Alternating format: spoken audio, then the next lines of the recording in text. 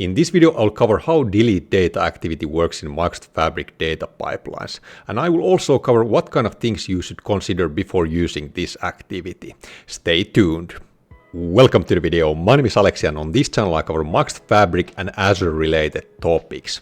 Today we're continuing our journey with Microsoft Fabric data engineering, and today we're going to cover delete data activity in Microsoft Fabric data pipelines. This video is also part of my Microsoft Fabric data engineering series. A link to the playlist can be found in the description below. But now let's fire up Fabric and check out delete data activity in Microsoft Fabric data pipelines. Now I have the Fabric open and I have this pipeline here where I have added just this delete data activity. We can also check out our lakehouse since I have added there a new folder, and in that folder I have this file1.txt that we are going to delete using the delete data activity. But let's go back to our pipeline.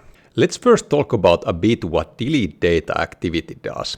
The activity's name pretty much explains what this activity does. This is an activity that is meant for deleting data, and especially files. This activity is particularly useful in situations where you want to delete the data after your pipeline has entirely run successfully. This means that you don't want to delete the files after you have copied them. That can be done in the copy data activity. Now let's go through some of the settings that we have in this delete data activity. First, we have to define the source. We can define the lakehouse that I just showed to you as the source, and then we have to define the file path where we can find our file.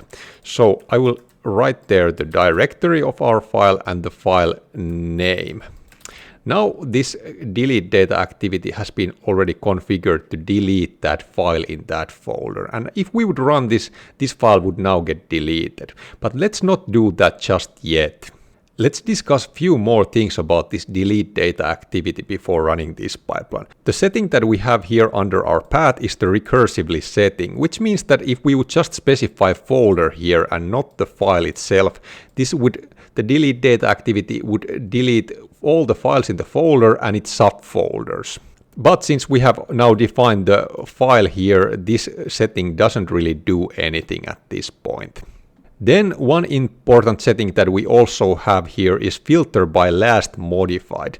Basically, we can filter files based on their start time or end time when they have been last modified.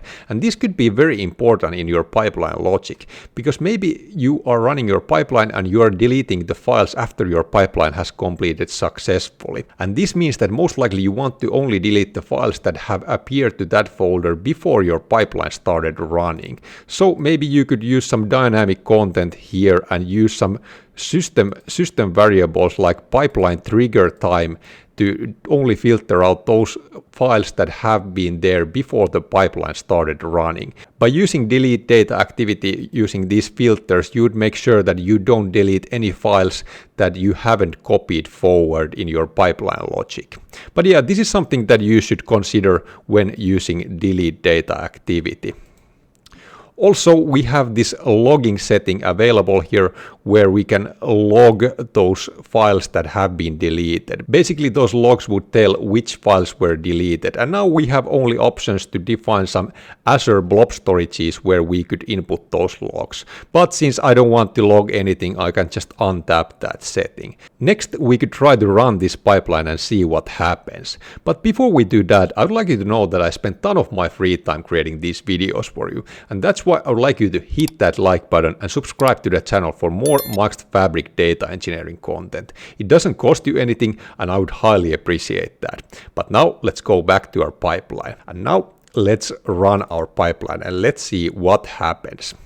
Let's click save and run, and our pipeline should start running, and then we can see what happens.